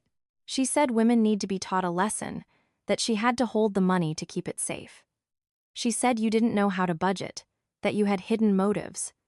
I was stupid to listen to her. I didn't want this. I really love you, Chloe." I stared at him, stunned, then let out a bitter laugh. Even at the very end, backed into a corner, he didn't have the guts to take responsibility. He dumped it all on his own mother. A 30-year-old man with no spine, no moral compass, who, when disaster struck, turned around and bit the woman who gave birth to him just to beg for his wife's forgiveness. This cowardice was even more despicable than greed. Margaret, standing nearby, heard her precious son throw her under the bus. She froze, the color draining from her face. She charged forward and delivered a resounding slap to Hunter's face. Asterisk smack? Asterisk, you ungrateful bastard. I went through hell to raise you. I planned everything to secure your future. And now you blame me? Did I force the food down your throat when I told you to hold out on her? You spineless, whipped coward, she screamed, her voice cracking with rage and betrayal. The mother and son started arguing and clawing at each other, right in the middle of the courthouse. Hunter sobbed like a toddler, his face buried in his hands, while Margaret simultaneously cursed and pounded her fists on his back. I watched the tragicomic scene, feeling nauseous. I pulled my leg free from Hunter's grasp, straightened my blazer, and walked away coldly. Behind me, their shouting echoed off the walls. But to me, they were just the sounds of the past, a nightmare I was lucky enough to wake up from. Leaving the courthouse, I didn't go home. Hannah and I went straight to the Chicago Police Department precinct. The divorce only settled the civil matter, but what Margaret and her mob did at my corporate office, the harassment and vandalism, needed to be handled by criminal law. I wasn't a vindictive person, but I knew that misplaced mercy only enabled evil. If I didn't see this through to the end, they would think I was an easy target and continue to harass me in the future. At the precinct, I filed a supplemental criminal complaint for defamation, harassment, and criminal damage to property. Attached was a USB drive containing high-definition security footage from the corporate tower. It clearly showed Margaret screaming with the megaphone and her group hurling red paint and rotten eggs into the lobby. The investigating detective reviewed the file and the evidence, nodding sternly. "Don't worry, ma'am. The evidence is airtight. Throwing biohazards and paint in a public commercial building is a serious offense. This meets the criteria for disorderly conduct and criminal damage to property. We will be issuing summons for the suspects immediately." A few days later, a police summons was delivered to the dingy motel where Hunter's family was staying. I heard from a former neighbor that when Margaret received the notice, she was so terrified she fainted, and an ambulance had to be called. She thought the incident at my office was just women arguing and that, at worst, she'd get a small fine. She never expected me to be so unyielding and legally prepared. During the interrogation at the precinct, Margaret appeared gaunt and frail, entirely stripped of her aggressive bravado. She sat huddled in the chair, her hands wringing together, her eyes darting in terror. When the detective played the HD security footage, she denied it frantically, claiming she was provoked and that she didn't throw anything the others did. I just went there to reason with her. Those other people were just angry bystanders. They threw the paint. I didn't know anything," she stammered, desperately clinging to a thin lie. But the law relies on hard evidence, not rambling excuses. The detective's voice was sharp. "Mrs. Smith, in this video, you are the one holding the megaphone directing the crowd, and you physically pushed a security officer. The individuals with you have already confessed that you hired them and provided the paint and eggs. How much longer do you plan to lie?" Hearing that her accomplices had flipped on her, Margaret completely broke down. She collapsed onto the table, sobbing and begging the detective for mercy, citing her old age and declining health. But all remorse at that point was far too late. I sat in the observation room next door, looking through the two-way glass. Seeing my former mother-in-law trembling in fear before the swift arm of the law didn't make me feel triumphant. I just felt a profound sadness. If only she had known when to stop. If only she had an ounce of genuine love for her family, she wouldn't have ended up facing disgrace in her twilight years. Hunter was also summoned as a person of interest. He sat as still as a mouse, not daring to look at his mother, not daring to look at me. His cowardly silence made me despise him even more. A man who couldn't protect his wife was now uselessly watching his mother face criminal charges, able to do nothing but lower his head. The day of the criminal trial arrived. It was pouring rain in Chicago. Heavy drops lashed against the courthouse windows, creating a dreary, rhythmic drumming that matched the solemn, somber atmosphere inside the courtroom. I attended the hearing alone, wearing a sharp, tailored black suit. My mind was as calm as a lake after a storm. Margaret stood at the defense table. Her hair had turned noticeably whiter. Her face was gaunt, her eyes sunken with dark circles. In just the few short months since that fateful trip to Paris, she had aged a decade. Hunter and Tara sat in the gallery, their heads bowed, refusing to make eye contact with anyone. The entire family looked like condemned sinners, their hypocrisy stripped bare in the blinding light of justice. The judge's voice boomed as he read the indictment, detailing every single one of Margaret's offenses. From the conspiracy to commit title fraud, which, although unsuccessful, constituted criminal intent to defamation, harassment, and severe disorderly conduct. Every word struck like a hammer, making Margaret tremble, her frail shoulders shaking violently.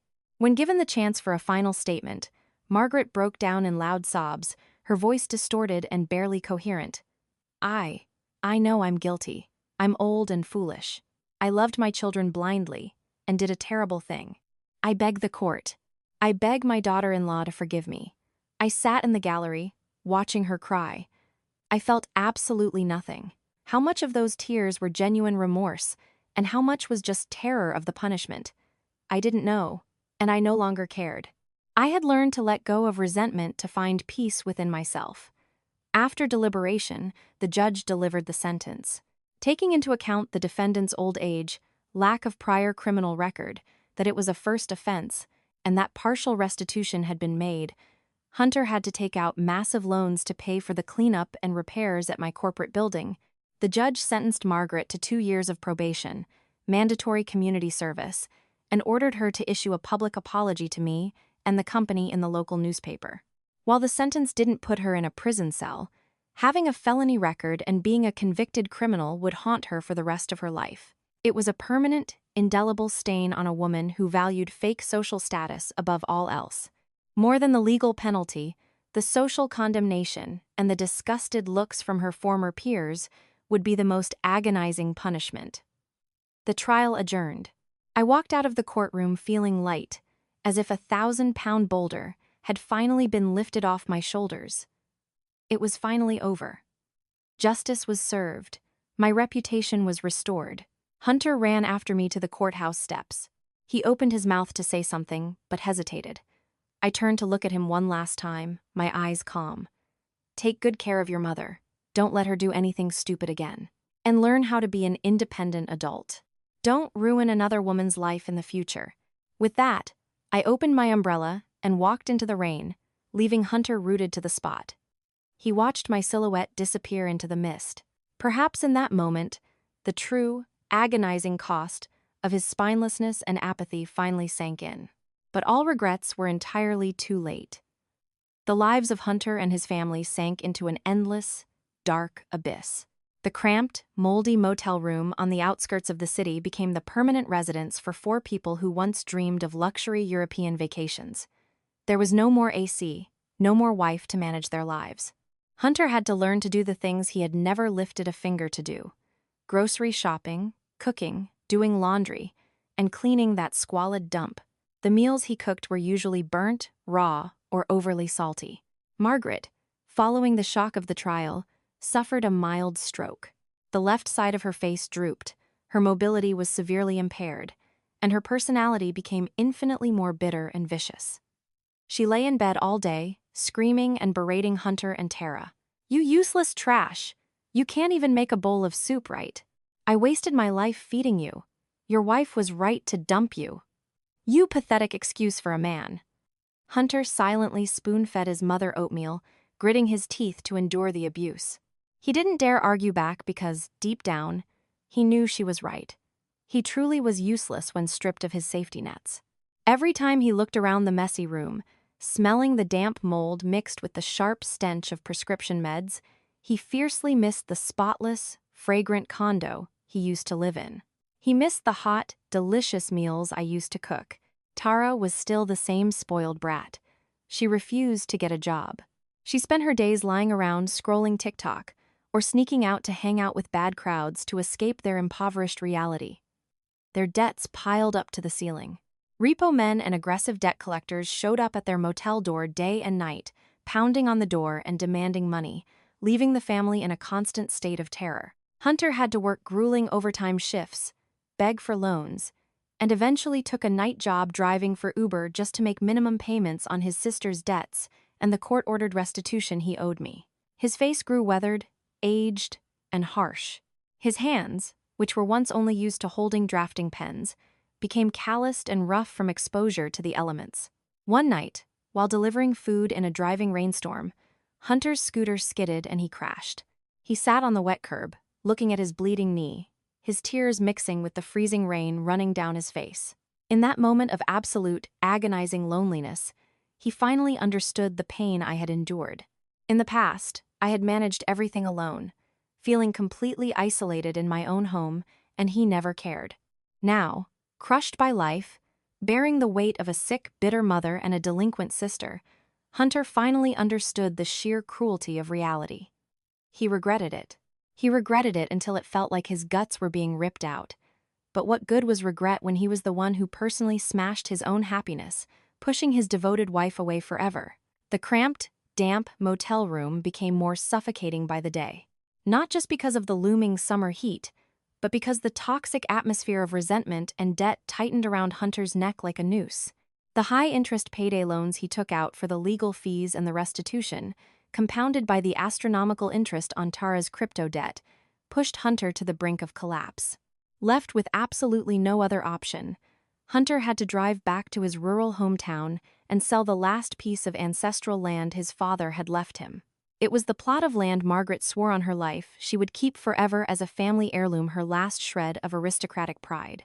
But now, facing tattooed, aggressive debt collectors lurking outside their door every night, pride couldn't put food on the table. The day he held the cash from the land sale, Hunter cried like a baby. He realized he had truly become the prodigal son, squandering his ancestors' legacy just to cover for his mother and sister's bottomless greed and his own spinelessness. But the tragedy didn't end there. Margaret's health rapidly deteriorated after a series of mini-strokes. She became bedridden, incontinent, and her temperament turned bizarre and deeply malicious. Whenever Hunter came home late from driving Uber, she would scream, throw her food bowls, and smear her own waste across the bedsheets just to punish him. Tara had completely vanished. After a massive, explosive argument with her mother, she ran away, leaving Hunter to shoulder the entire burden alone. The physical and mental exhaustion completely eroded whatever filial piety Hunter had left. He was burnt out. Working like a dog all day, only to come home to the stench of feces and the curses of his own mother. Finally, Hunter made a cruel decision, but it was the only way he could survive. He registered Margaret into a cheap, state-run Medicaid nursing facility in a desolate rural county. It wasn't the luxurious, green retirement community she had always dreamed of.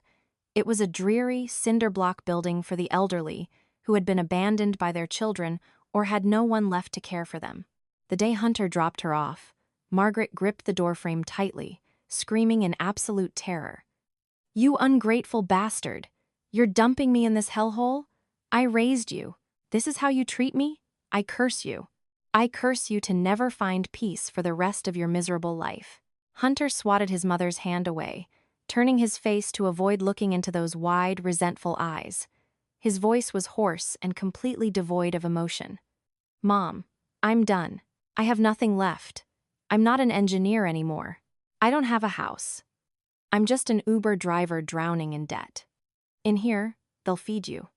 If you stay with me, one day we'll both just starve to death." The heavy iron doors of the nursing facility slammed shut with a loud Times CLang asterisk, separating their two worlds.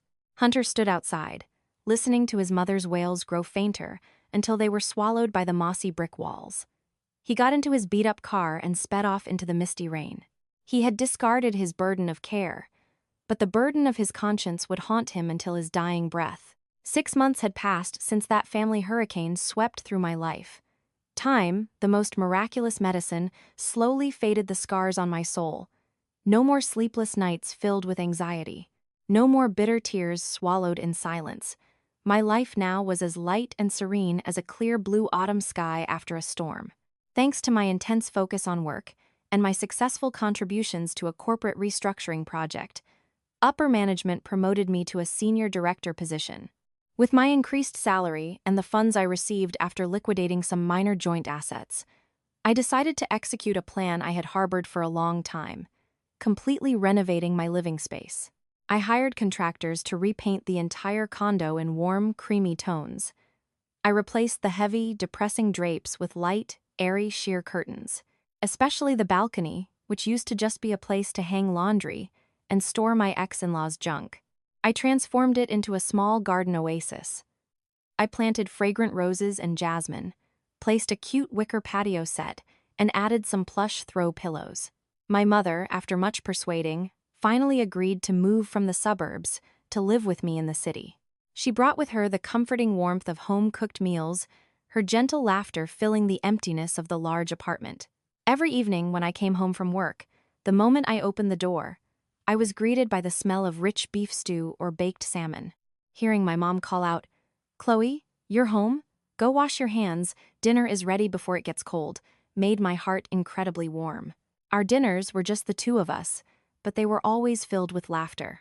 We talked about trivial daily things, a new flower blooming, a TV show we were watching. I no longer had to walk on eggshells around a mother-in-law or worry if my husband was pleased. I was allowed to be myself, comfortable and free in my own home. On bright, moonlit nights, my mom and I would sit out on the balcony drinking tea. She would stroke my hair, her eyes shining with joy and pride. "You did so well, sweetheart. You walked through a hurricane and kept your heart pure, and your mind at peace.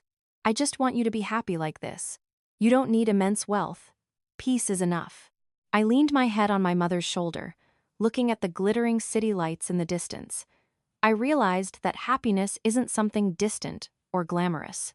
Happiness is freedom of the soul, financial independence, and having the people who truly love you by your side. This condo, which was once a prison of prejudice and oppression, had truly become a sanctuary, a place where I healed and was reborn. One late autumn Sunday afternoon, as honey-colored sunlight poured through the autumn leaves, I was sitting reading a book at my favorite coffee shop near my office. Suddenly, I ran into Hunter. If I hadn't looked closely, I probably wouldn't have recognized the man hesitating in front of me. Hunter looked drastically older than his 31 years. His hair was peppered with gray. His face was dark, weathered, and deeply lined around the eyes. He wore a faded, frayed flannel shirt and scuffed boots. The confident, handsome aura of the successful engineer was completely gone, replaced by the ragged, beaten-down look of a man crushed by life. Seeing me look up, Hunter fidgeted nervously, wringing the hem of his shirt like a child caught doing something wrong. He mumbled, his voice raspy. "Chloe, I was just doing a delivery nearby and saw you sitting here. I just wanted to say hi." I closed my book and smiled softly, a polite, social smile reserved for old acquaintances. "Hello, Hunter. Have a seat." Hunter timidly pulled out a chair and sat across from me, but he only dared to perch on the very edge of the seat.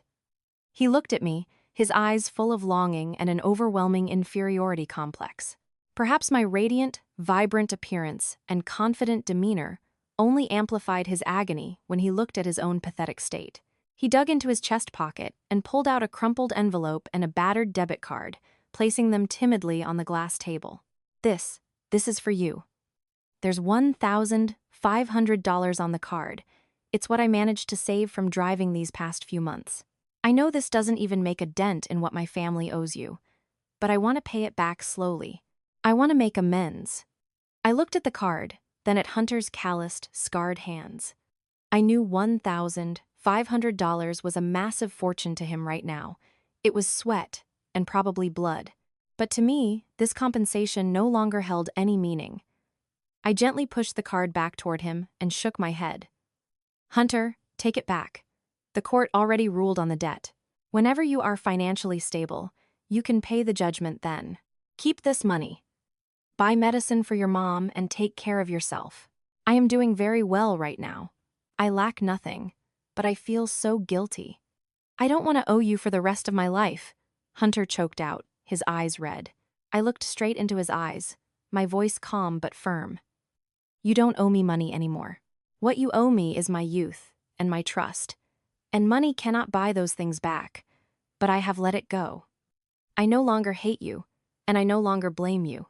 Between us now, we are just two strangers who used to know each other. Go live the rest of your life well." That's the best way to stop feeling guilty. My absolute serenity was the most agonizing punishment for Hunter. If I had cursed at him or demanded the money, it would mean I still cared. But this gentle rejection, this total indifference without a single ripple of emotion, proved that he had been completely erased from my mind. I had turned to a brilliant new chapter, while he was forever trapped on an old page riddled with mistakes. The sunset fell over the city, painting the sky in vibrant shades of red and orange. I stood on my windy balcony, holding a hot cup of tea, letting the fading sunlight caress my face. Looking down from this height, the river of traffic below looked like giant, glowing ribbons winding through the city. Life continued, bustling and hurried, but inside my heart, there was a strange, profound peace. A year had passed since the day I signed the divorce papers. A year isn't very long in the grand scheme of a lifetime, but it was enough for me to completely transform. I walked through the storm. I once thought I would collapse under the cruelty of human nature, but then I realized that those very wounds forged the strong, resilient Chloe I am today. My mom was tending to the plants in the corner of the balcony, humming an old lullaby. Looking at her back, I silently thanked God for giving me the chance to care for her, to make up for the years I was too busy trying to please my in-laws while neglecting my own parents. People have asked me if, after such a painful stumble, I still dared to believe in love, or if I would ever open my heart to happiness again. I smile and tell them, love is never at fault. The mistake is simply giving it to the wrong person. I am in no rush to find a shoulder to lean on, because I have learned how to be my own foundation. I love my current job. I love waking up in the morning full of energy. I love the business trips that broaden my horizons, and I love the peaceful evenings with my mother. I realize a woman's value does not lie in having a husband or the title of a daughter-in-law. It lies in her intellect, her independence, and a kind heart that knows how to love in the right way. The sun slowly dipped behind the skyscrapers, leaving behind beautiful strokes of purple and pink clouds. I took a deep breath of the crisp air, feeling the vitality surging in my chest. The future ahead is still very long and wide open. There may be new difficulties, new challenges, but I believe I will overcome them all. I don't know what tomorrow holds, or if some Prince Charming will appear or not. But that doesn't matter. What matters is that right now, I am the queen of my own kingdom. I turned and walked back inside, where the warm yellow lights glowed and the dinner my mother cooked was waiting. The door to the past was locked forever, and I, Chloe, am striding confidently toward the sunlight of tomorrow. Thank you for listening. Goodbye, and see you next time.